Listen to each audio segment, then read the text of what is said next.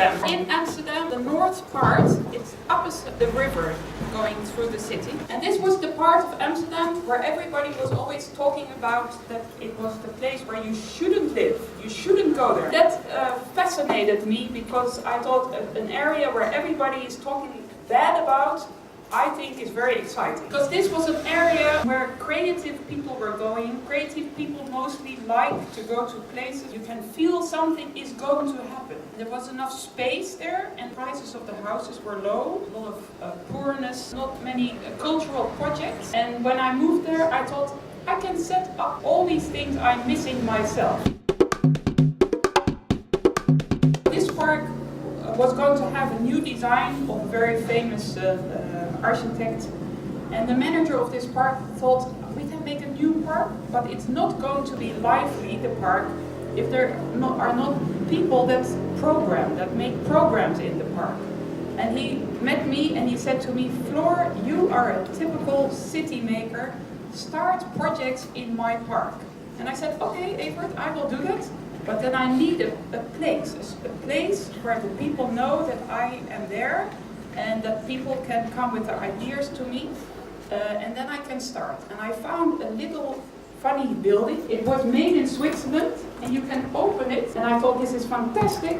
Now I have a stage in the middle of the park and I was working in the music world, so I thought I can program their music on the stage, and I invite the people from Amsterdam North to sit in the grass and listen to music. I thought everybody likes classical music, but this was not the case. The people that were walking there with their dogs already for years, they didn't like classical music at all. And they start throwing eggs to my Noorderparkkamer, and things were burning in the park. I can do two things now. I can be very stubborn and say, I like classical music, so the other people in Amsterdam North have to like it too. Or I can just ask the people in the park, what do you like? What is your story? What do you want to do in my Noorderparkkamer? And because I'm a social person, I decide for the last way of working, and I talk to everybody in the park. I always was listening to them, greeting them, asking them, what is your hobby? What is your passion? What makes you happy? And I discovered that I could connect the artists of Amsterdam North to my Noorderparkkamer, but I could always ask them to think of projects where the whole society could join.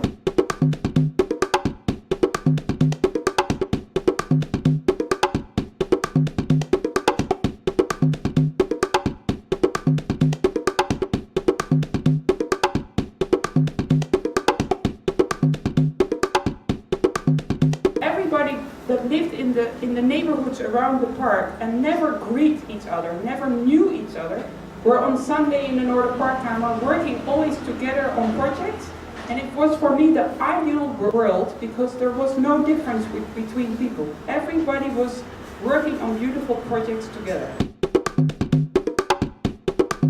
And then I discovered that even the people in the park that had a lot of problems, no house, drinking a lot of alcohol, I thought it's public space, so I can't send away anyone. What I did was just being kind, greeting them every day, making talks with them, and they said to me, you're the first person in our lives that don't send us away. And I said, I don't think I should send you away because you were here first. So I feel very welcome with you, and why don't you take care of my Noorderparkkamer during the nights when I am away?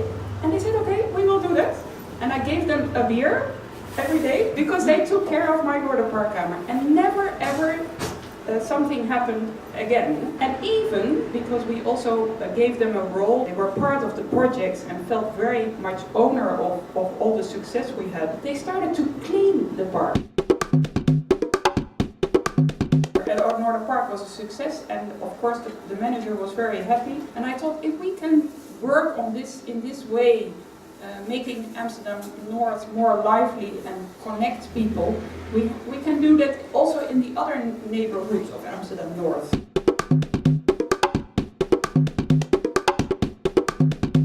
In Dutch we say broedplaats. It's a place where artists are working in a building. I made up the new term Broekstraat, street, where artists can live and work, very visible in the middle of the neighborhood. I found in all the street persons like me, and we found in all the neighborhoods places where creative people could live and work.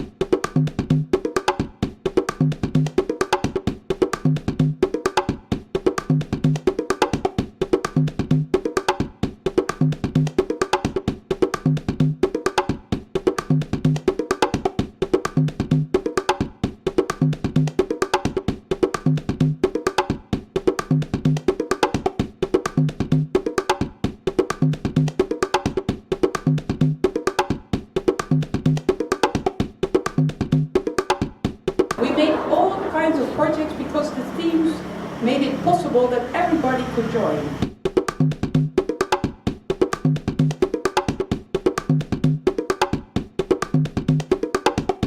After, I think, 6 years setting up Noorderparkkamer and all these streets in Amsterdam North, the government asked me to come up with a plan for this beautiful mill. When I walked in, I thought, wow, this is fantastic. This can be the place where we can have classical music in Amsterdam North. But again, I thought, this is my wish, but I have to check if it's a wish of the neighborhood, and it's only going to be lively when I connect the people from the area. So I started talking again with all the people in the neighborhood and asking them, if you have your working place here, what would you do for the building and for perhaps a stage of classical music? And I found out that if I have 30 people working there and I ask them to fulfill a role in setting up a stage, you have a very well organized organization, and you don't need much money because everybody is working there. And they like to do something, they enjoy it very, very much to organize this. It also has a beautiful working place. These projects made Amsterdam North very attractive. Noorderpark never got his very expensive top-down landscape. He said to the government, if there's no new design coming and there are no civil servants working on the Noorderpark, we can do it with the people from Amsterdam North. And we can make for €200 an own plan.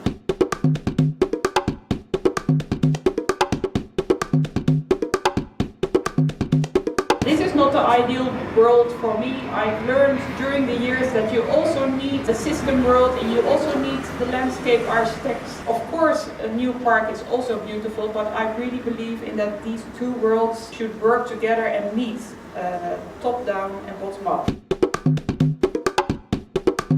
We always just start with doing instead of making huge plans. This cafe, we never knew how it was going to look because we didn't know which materials we were going to find second-hand. So the civil servants were sending us letters all the time because we had to get the permit for this building, but we keep saying we don't know how it's going to look. And we keep sending back this letter for the permit, and we just built it. It was there and it was nominated for many times for architectural prizes, and the civil servants were so proud. There was no permit, but they were very proud of this building. At the other hand, we were never doing something that they didn't know. So I had the phone numbers of all the civil servants and I kept telling them, we are going to do it, we're going to do it, and you know it. and then they said, okay, you do it. Because if we have to wait a year for all these permissions, then it's too late. Publisher asked me to write books. What I do, I just started to draw with something that really happened to me once I was in the nature, and I saw them waving in the wind. After a while, I didn't see the things themselves, but the space between. I realized you see the millions of people cycling. We cycle in Amsterdam, going through the city. You can see the people, but you also can see the space between the people. Actually, when I cycle through the city, I am always working in the space between people. I have here the civil servant and the leader in the government. They're also human beings, but they also have a role in the system. They're a bit driven by money, commercial thinking, or money is power. City maker is more an idealist, thinking actually the same as the civil servant for the society, but it's more a human, I would say. It's not in a system, so it's not in a role. And then of course you have many people in the society joining the project. The creative people and the people a bit like me can connect all these people together. I believe that you have the bottom-up and the top-down movement, that actually we should go to a next step. It's not two worlds for me, it's one world, because the civil servant wants to work on the city and the city maker wants to work on the city. And I think exactly on the point where they meet each other, that's where we have to work together. In the Netherlands, I discovered that there's always one leader who really understands what the bottom-up world is doing.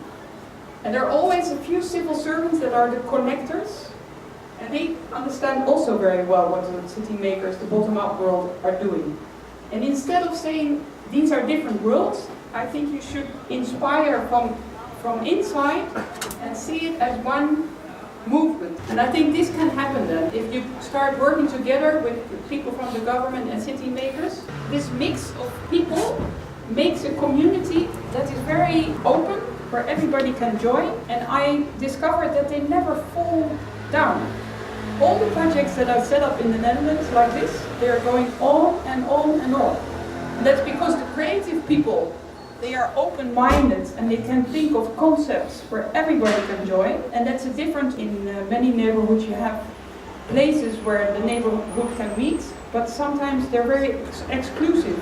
People don't feel welcome because it's always one group going inside. People from the system are needed for buildings, for money, for the permits. So if they are part of the community and working on the same themes and subjects, you can work much faster and efficiently. An ideal city is for me that you have the top-down world building buildings, and then you have the city hall. In the future it will become smaller and smaller, but the civil servants are in the communities, working on all kinds of themes in the city. And that's what I mean by the space between the grass. And the civil servants will become more and more part of these communities working on the city. After like 8 years working in Amsterdam North, I walked to the north of the Netherlands. For 4 days I walked. I discovered two things. When I start walking into the world and I have no plan, people start talking to me. The other thing was like a little wonder that I discovered. If I just walk through the world, I meet the people I want to meet, that I hope to meet, because I start asking who takes the initiative. That brings me to the city makers. And I said to the city makers of Emmen, what is your biggest problem? And they said, the empty shops. We have so many empty shops. Always have to do with one or two civil servants that are the connectors between the government and the society. So this is exactly the same how we did it in Emmen. We started with 2 city makers and 1 civil servant, and we had an empty shop. And this was the first day that I arrived from Amsterdam to Emmen, and they had all this furniture from a second-hand shop. And we invited all people from the neighborhoods to come there with their ideas and dance, and they had all the ideas on the wall. We had all the pictures of the empty shops on the wall with the telephone numbers of the owners of the shops, the civil servants coming in and out.